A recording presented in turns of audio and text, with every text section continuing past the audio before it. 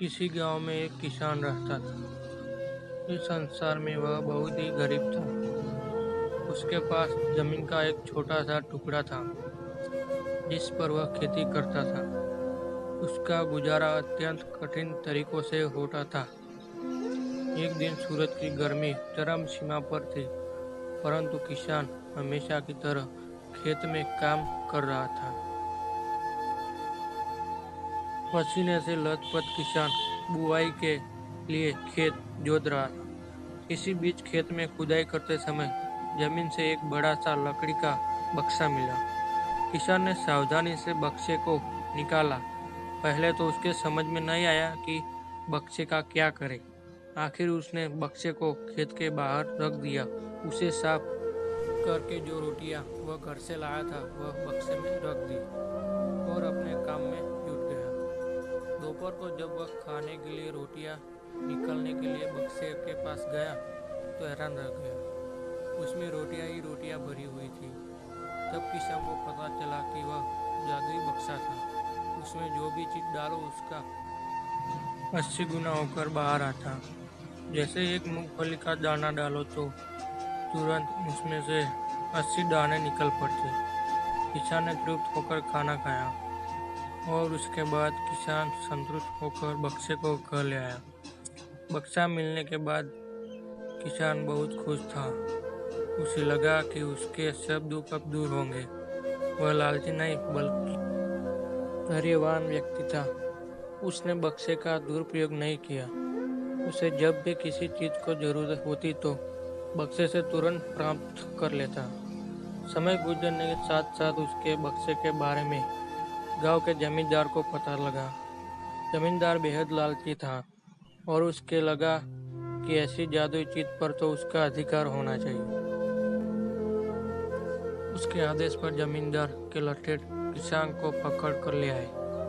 उसने किसान को धमका कर कहा, बक्सा जिस भूमि से मिला है वह मेरी जमींदारी में आती है, इसलिए बता उस बक्से पर किसका अधिकार बनता है। किसान बोला, यह ठीक है हुजूर, यह भूमि आपकी जमींदारी पर आती है, पर बक्सा जिस खेत से निकला है उस पर मैं खेती करता हूँ, अतः इस बक्से पर मेरा अधिकार बनता है। किसान गिड़गिड़ाया, लेकिन जमींदार ने बहुत धमकाया। बक्सा पाकर जमींदार बहुत खुश हुआ, मगर किसान का रो रो कर बुरा हाल था। जमींदार की अब चांदी हो गई। वह जो चाहता बक्से में डालता और उसे कई गुना पाकर खुश हो जाता।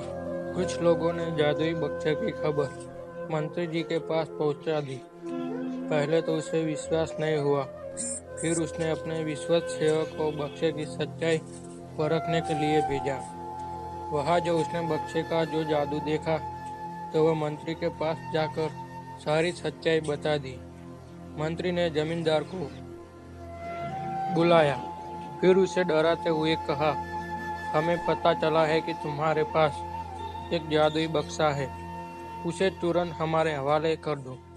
इसी जादुई बक्से को हाथ से निकलते हुए देखकर जमींदार की हालत खराब होने लगी। उसने मंत्री जी से बहुत विनती की, पर मंत्री नहीं माना।